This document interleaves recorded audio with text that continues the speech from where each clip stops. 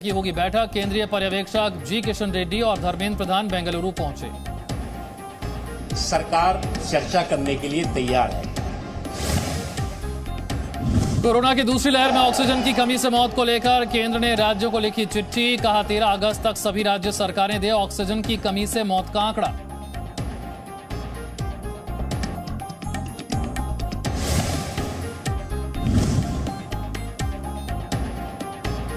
Corona संक्रमण को लेकर स्वास्थ्य मंत्रालय ने जताई चिंता। कहा मॉनसून सीजन में ज्यादा बरतें सतर्कता।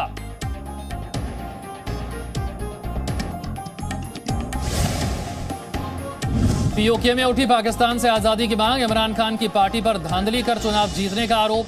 नवाज शरीफ की बेटी मरियम के वीडियो शेयर करने के बाद पाकिस्तान में हंगामा।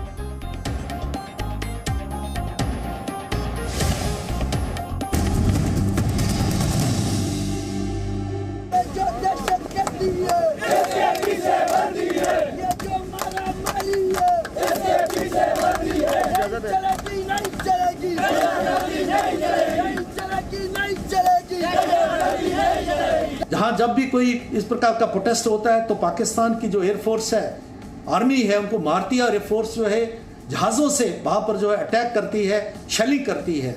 तो बहुत लोग दुखी हैं। आज समय है कि हम भारत के लोग उनके साथ खड़े हों।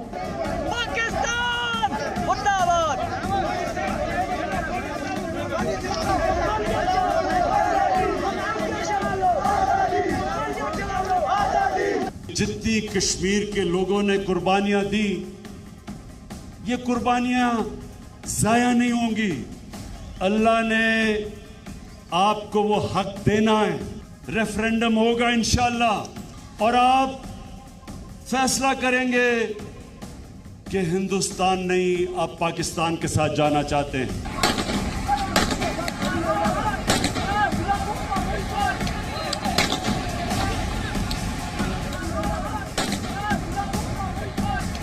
पाकिस्तान ने इस इलाके के अंदर सब कुछ गलत किया है।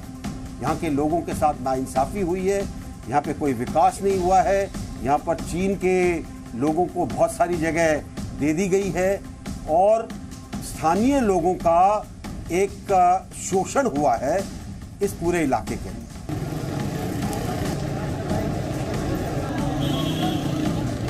कुछ हिस्सा उनके हाथ चला गया, गैर कानूनी तरीके से कब्जा करके रखा हुआ और वो कसा कभी भी हमारे दिलों में है।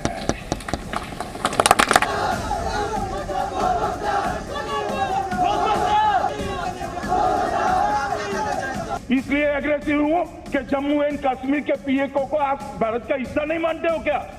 एग्रेसिव ना हो, जान दे देंगे इसके लिए। क्या बात कर रहे हो आप? नमस्कार, ताज़ के स्पेशल एडिशन में आपके साथ मैं आदिति त्यागी हूं। तो क्या पीओके को आजाद कराने का वक्त आ गया है? क्या इमरान खान और बाजवा का टाइम आउट हो रहा है? यानी क्या अब उनका सत्ता से जाना तय हो रहा है, पावर से आउट होने का वक्त आ गया है? सवाल यह भी है, क्या अब अखंड कश्मीर का वक्त आ गया है? और बहुत बड़ा सवाल यह है कि जम्मू कश्मीर के विकास के साथ क्या पीओके के सहयोगियों को भी जोड़ने का वक्त आ गया है? अब आप सोच रहे होंगे इतने बड़े सवाल, तो आपको बता देते हैं ये सारे बड़े सवाल इस वक्त हम जम्मू कश्मीर में खड़े हैं, पहलगाम में मौजूद हैं और वहीं से उठा रहे हैं। यहां से करीब 142 किलोमीटर दूर पाकिस्तान के कब्जे वाले कश्मीर में नीलम वैली में किस तरह से पाकिस्तान के खिलाफ विरोध की आवाजें बुलंद हुई हैं, पाकिस्तान के खिलाफ आजादी के नारे लगे हैं। भूले नहीं, पाकिस्तान में रविवार को पीओके में चुनाव कराए थे। हालांकि लोकल्स लगातार इसका विरोध कर रहे थे। उस दिन किस तरह हिंसा हुई थी वो रिपोर्ट भी हमने आपको दिखाई थी। 2 लोगों को मार दिया था पाकिस्तानी फोर्सेस ने और उसके बाद से ही लोगों में गुस्सा बहुत ज्यादा है और अब आजादी के नारे लग रहे हैं। लोकल्स लगातार वर्दी के खिलाफ, वर्दी की दहशतगर्दी के खिलाफ नारे लगा रहे हैं। और इतना ही नहीं, आप में से कई लोग जानकर शायद ये हैरान हो जाएं कि पीएमएलएन यानी पीएमएल नवाज की उपाध्यक्ष मरियम नवाज, जो कि नवाज शरीफ की बेटी भी हैं, वो इन आजादी के नारों का समर्थन करती दिखाई देती हैं। उनके द्वारा वीडियो ट्वीट किया गया है। तो इसीलिए तालठोक के स्पेशल एडिशन में हमारा बड़ा सवाल यही, क्या जम्मू कश्मीर के विकास में अब पीओके को जोड़ने का वक्त आ गया है? और एक और बड़ा सवाल ये जो पाकिस्तान की सियासत से जुड़ा है कि क्या अब मरियम नवाज भी पीओके में आजादी के नारे के साथ, यानी आप इसका मतलब सीधा सीधा ये समझिए कि क्या अब मरियम नवाज एक तरीके से भारत के साथ, क्योंकि वो जो नारेबाजी है वो पाकिस्तान के खिलाफ है। कई खास मेहमान हमारे साथ हैं, जल्दी से आपको बता देते हैं। शेख नासिर हमारे साथ हैं पीडीपी का पक्ष रखने के लिए, अचल मल्होत्रा फॉर्मर डिप्लोमेट हमारे साथ हैं, हमारे साथ नुपुर शर्मा बीजेपी का पक्ष रखने के लिए, जैनजेब सिरवाल बीजेपी माफ कीजिएगा कांग्रेस का पक्ष रखने के लिए। लेकिन सबसे पहले सवाल मेरा है शेख नासिर साहब आपसे। महबूबा मुफ्ती तो रोज पाकिस्तान से बातचीत करा गलापती है सर, वहां तो खुद ही लग रहा है पाकिस्तान से आजादी के नारे सर, अब बोलिए।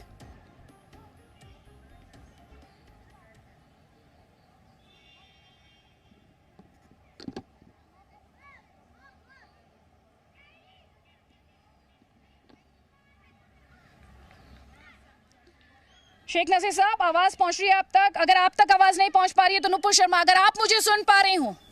भाई जम्मू कश्मीर के विकास तो लगातार की जा रही है और जी न्यूज ने तो इस विकास यात्रा से जुड़ी बातें लगातार दिखाई हैं और इसी के लिए हम यहाँ पर इस वक्त मौजूद भी हैं। जम्मू कश्मीर में पहलगाम में इस वक्त मौजूद है नुपुर शर्मा, लेकिन अब तो पीओके भी कह रहा है पाकिस्तान से आजादी। देखिए साफ सी बात तो ये है कि ये पाकिस्तान को खुद सबसे पहले समझ जाना चाहिए था अदिति जी। पीओके को पाकिस्तान में संवैधानिक तौर तरीके से कोई भी एक तरीके से ना तो आइडेंटिफाई किया गया है ना उसका मेंशन है, तो ये जबरदस्ती अपने घर में अपने बलूचिस्तान की परेशानी को बिल्कुल दरकिनार करके दूसरों के घर में घुसने की जो आदत है पाकिस्तान की, इनको रोकनी चाहिए। अब जो जाहिर सी बात है, जो सामने अभी जो ये जो जितने भी आपके परिणाम दिखा रही हैं, अगर ये पीटीआई कह रही जी हमने तो बहुत बढ़िया कर लिया चुनाव में, बाकी अन्य राजनीतिक दल कह रहे जी ये तो रिग था, वहां के लोग वहां पे प्रदर्शन कर रहे हैं कि ये तो रिग था, ये तो आपने कुछ धांधलेबाजी करके कुछ वहां पे गड़बड़ करी है वोटिंग में, तो मेरे हिसाब से भली भांति इनको समझ आ जाना चाहिए कि अपने घर की परेशानी पहले आप समझ जाइए, क्योंकि जिस पीओके को आप अपना समझते हैं वो भारत का अभिन्न अंग है और जो स्पेशल स्टेटस भी दे रखा था चाहे कश्मीर को, वो भी धारा 370 35A को हटा के उसको एब्रिगेशन करके उसको ढीला करके, ये बात हमारे माननीय गृह मंत्री श्री अमित शाह जी द्वारा बिल्कुल साफ कर दी गई है अगस्त 2019 के अंदर। तो मुझे ये समझ नहीं आता कि अपनी घर के परेशानी छोड़ के अपने पड़ोसी के घर के अंदर दखल अंदाजी कौन देता है।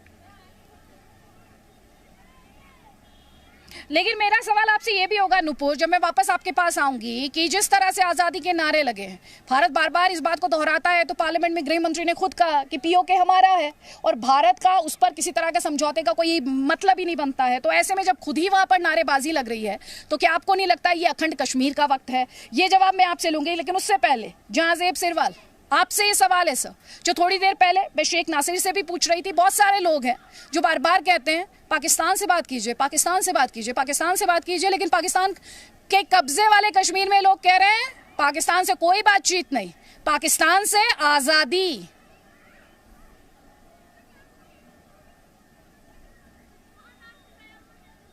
से बातचीत करिए। मैं तो इस चीज को लेकर हैरान हूं कि हम एक नेशनल टीवी पर रोज आकर पाकिस्तान की बात कर ही क्यों रहे हैं। पाकिस्तान होता कौन है हमारे अंदरूनी मुद्दों में बोलने वाला? और रहा सवाल कि पाकिस्तान में लोग क्या चाहते हैं, हमें इससे कोई फर्क न पड़ता है न पड़ना चाहिए। पाकिस्तान को लेकर बड़ी हमदर्दी हो रही है आपको। पीओके भारत का अभिन्न अंग है। पाकिस्तान के साथ हमदर्दी की बात आप मेरे को ना बताएं तो अच्छा होगा। पाकिस्तान के साथ हमदर्दी होगी भारतीय जनता पार्टी वालों को जो बिरयानी खाने जाते हैं। पाकिस्तान के साथ हमदर्दी होगी भारतीय जनता पार्टी के नेताओं को जो बैकडोर चैनल बातचीत कर रहे हैं देश की जनता को बेवकूफ बनाकर। हमारा स्टैंड क्लियर है। और सर उन लोगों का क्या, उन नेताओं का क्या, सर उन नेताओं का क्या जो पाकिस्तान से जाकर कहते हैं कि भारत की सरकार बदल दीजिए, उन नेताओं का क्या? उन नेताओं के ताल्लुक कौन सी पार्टी से हैं सर? कौन से नेताओं की बात कर रहे हैं आप? मुझे कोई मालूम नहीं है। हो सकता है भारतीय जनता पार्टी के कोई नेता हो। आप नहीं जानते मणिशंकर अय्यर को? उनके मैंने आपको स्पष्ट किया कि हो सकता है भारतीय जनता पार्टी के कोई नेता रहे होंगे, क्योंकि इन्हीं के कनेक्शंस पाए जाते हैं उधर वालों के साथ। हमारी राष्ट्रभक्ति पे क्वेश्चन करने की कोई जरूरत नहीं है।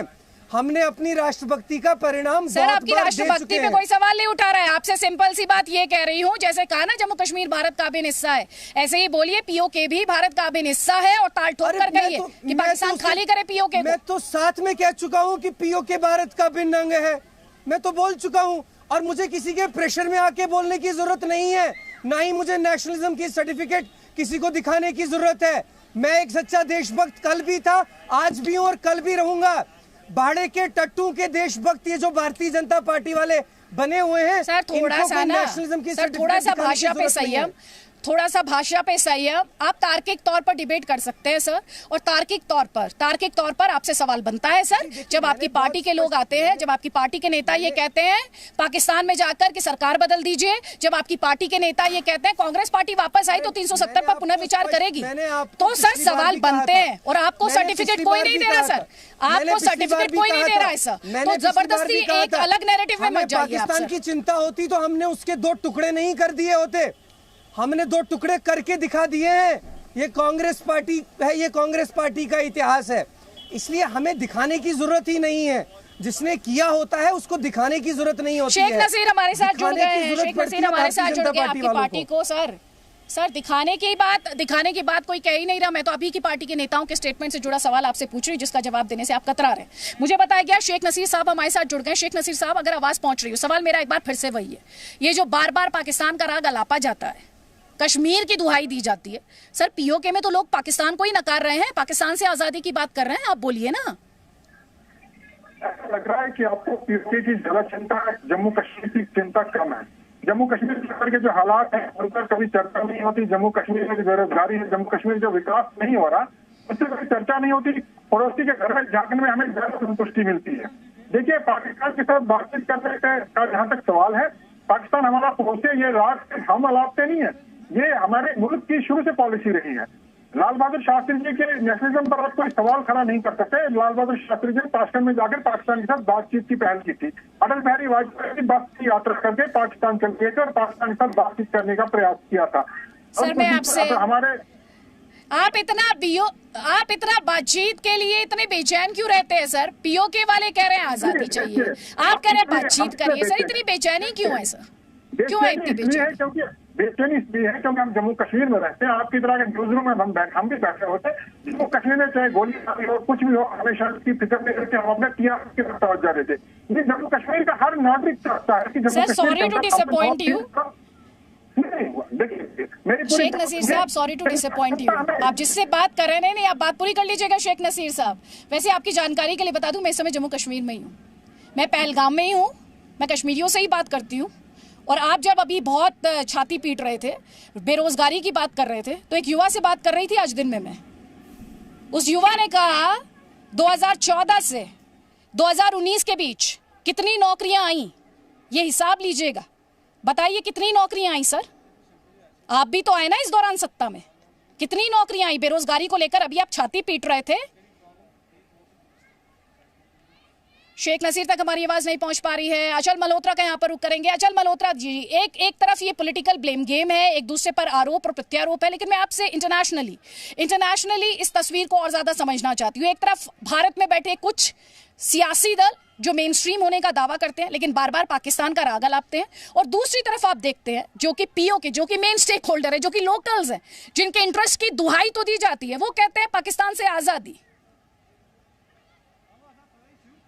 What should India do? देखिए आदिति, आपके सीधे जवाब का मैं सवाल का सीधा जवाब दूंगा। उससे पहले एक छोटी छोटी बातें जो समझ लेना बहुत जरूरी है आपके दर्शकों के लिए। एक तो ये कि जो अभी असेंबली, सो कॉल्ड असेंबली के इलेक्शंस हुए हैं पाकिस्तान में, ये assembly by itself is a sham. ये कहने भर की एक असेंबली है, कहने को इसमें इलेक्ट होते हैं रिप्रेजेंटेटिव, कहने को वहां आजाद कश्मीर, सो कॉल्ड आजाद कश्मीर, जो हम पाकिस्तान ऑक्युपाइड कश्मीर की बात करते हैं, वहां प्राइम मिनिस्टर चुना जाता है।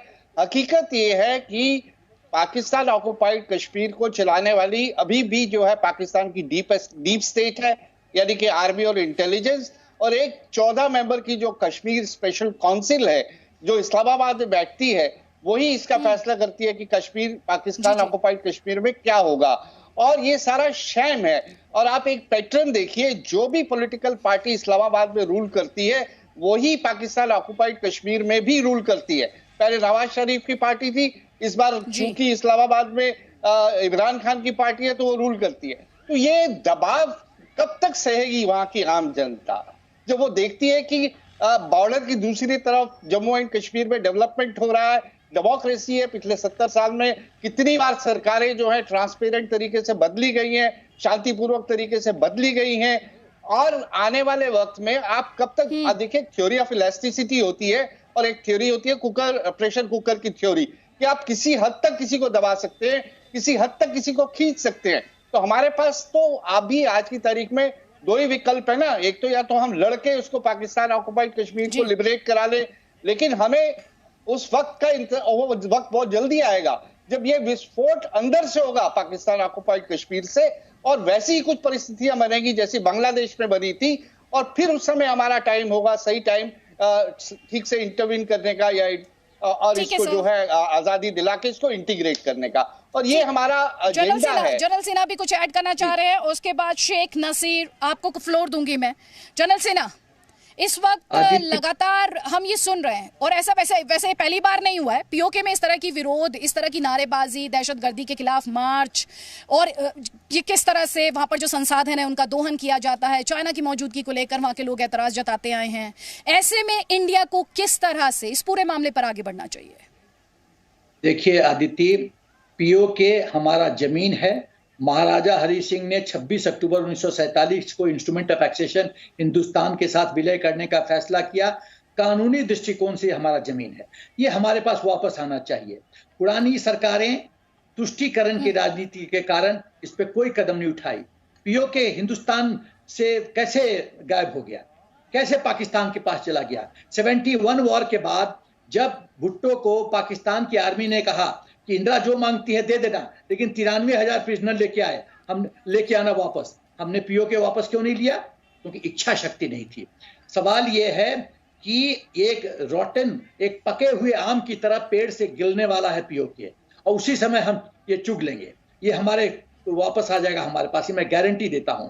बस थोड़ा और ठीक है, आपने एक हिस्टोरिकल भूल की बात की। जानजेब सिरवाल सर, सॉरी, आपने एक इंपॉर्टेंट पॉइंट उठाया, उस पर मैं जवाब लूंगी। जानजेब सिरवाल, एक इंपॉर्टेंट पॉइंट उठाया, जनरल सिन्हा ने एक भूल का जिक्र किया, एक मौका गवा देने की बात की, दीजिए उस पर जवाब। अरे मैम देखिए, मैं बहुत आदर सम्मान से सिन्हा साहब को ये बात बताऊं कि सिन्हा साहब, आप जिस समय इस नेशनल टीवी पर आकर बात बोलते हैं तो कृपया करके वो मर्यादा रखिए कि आपसे एक सच्चे देशभक्त की बू आए। कम से कम इस नागपुर के नैरेटिव को घर पे छोड़ के आया करिए। ये नागपुर का नैरेटिव कब तक देश की सुनाएगा? अरे ज्यादा देर तक ये भारतीय जनता पार्टी की सरकार टिकने वाली नहीं है। सच बताया करिए देश को आके सामने, सच बताया करिए सामने आके। कब तक ये झूठ सुनाते रहेंगे? कब तक उन शहीद जवानों की कुर्बानियों पर राजनीति करते रहेंगे? अरे कुछ तो शर्म कर लीजिए, कुछ तो शर्म कर लीजिए। सिखाते हो सर, निजी हमले आप करेंगे तो इस डिबेट में कैसे बात कर पाएंगे सर? आप इस डिबेट में कैसे कर पाएंगे? देशभक्ति की सुगंध होती है। मैंने पहले ये चीज कही। नहीं सर, आप अभी थोड़ी देर पहले आप यहाँ पर थोड़ी देर पहले आप कह रहे थे मैं सर्टिफिकेट नहीं लेता दूसरों से। सर, सर्टिफिकेट बांटने का काम आप भी मत कीजिए ना सर, आपको तो कोई दे भी नहीं रहा था।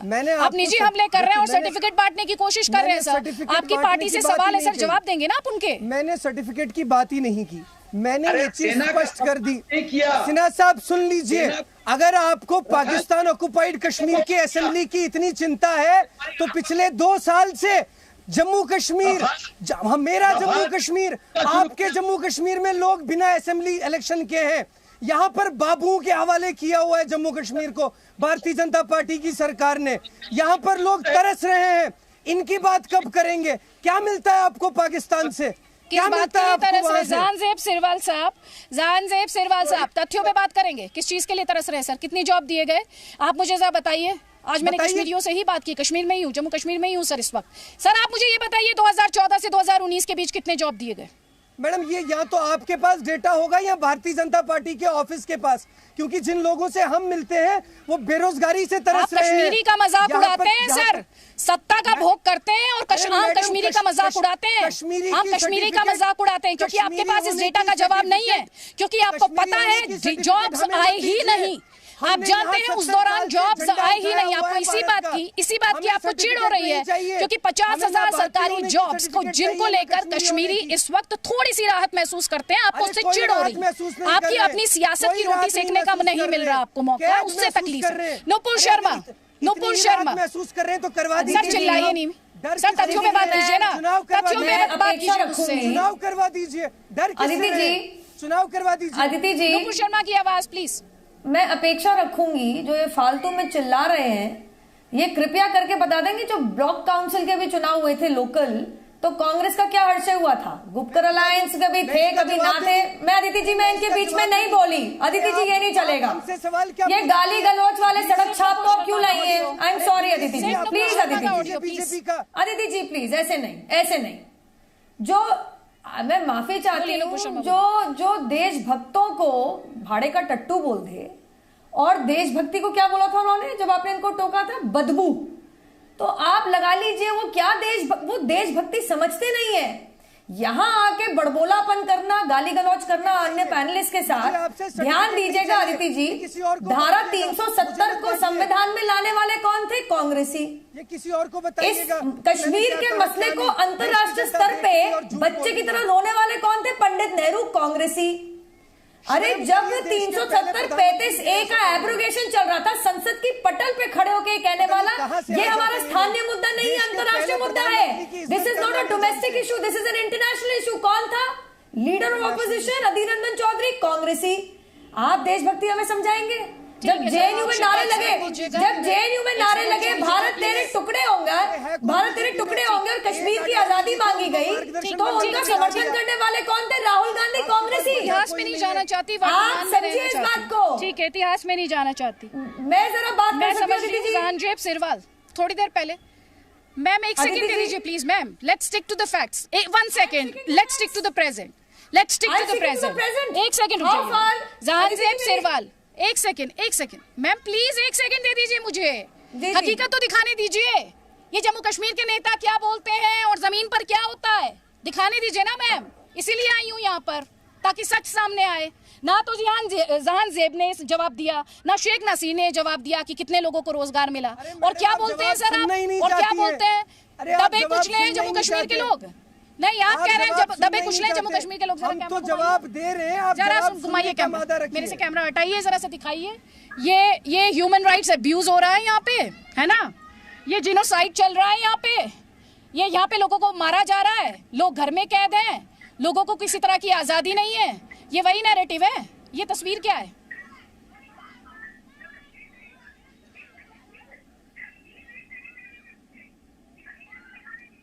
साहब आपको आवाज आनी बंद हो गई क्या, या मुंह में दही जम गई? मैं सुन पा रहा हूँ।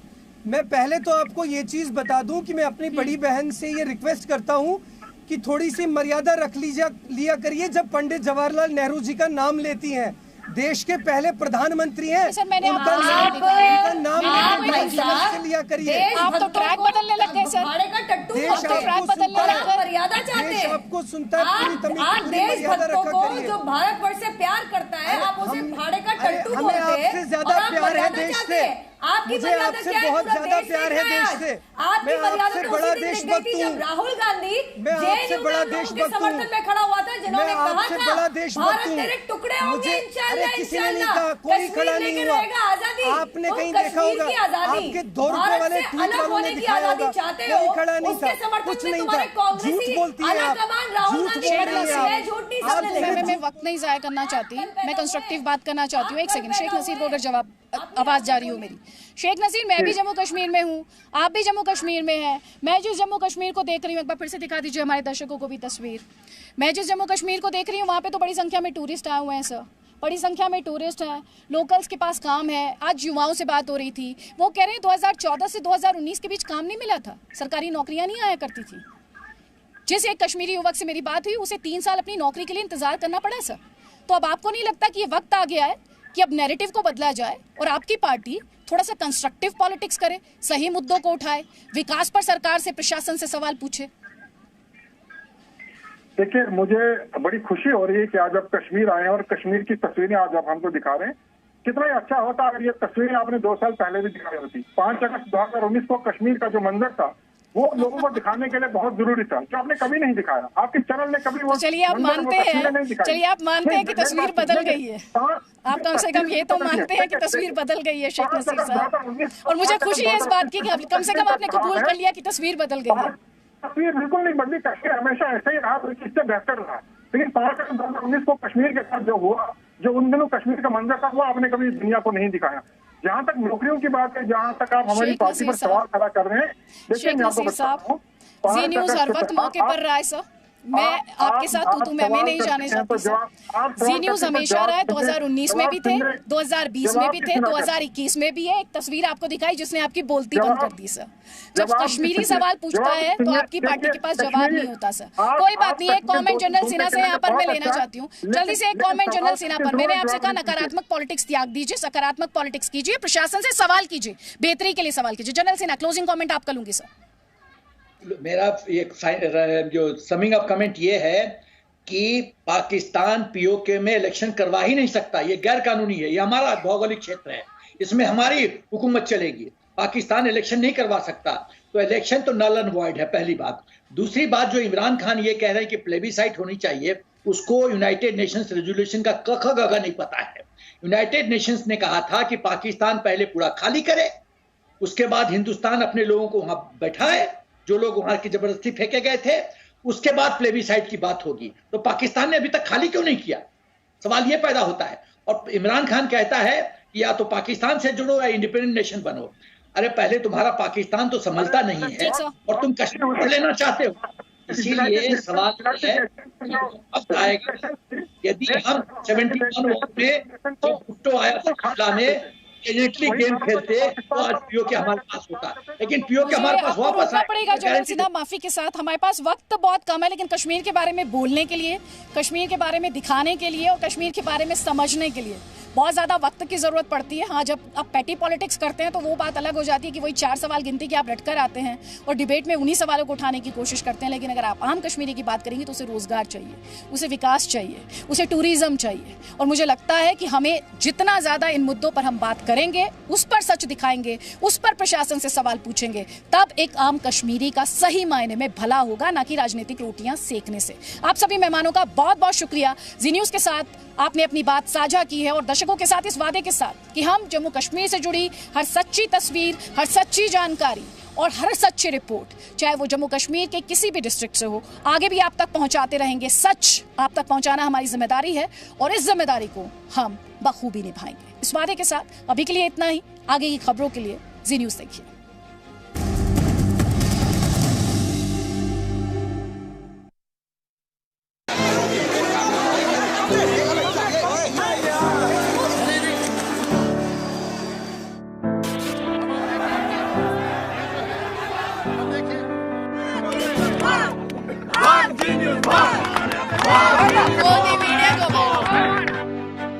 ये मीडिया के सुधीर चौधरी है।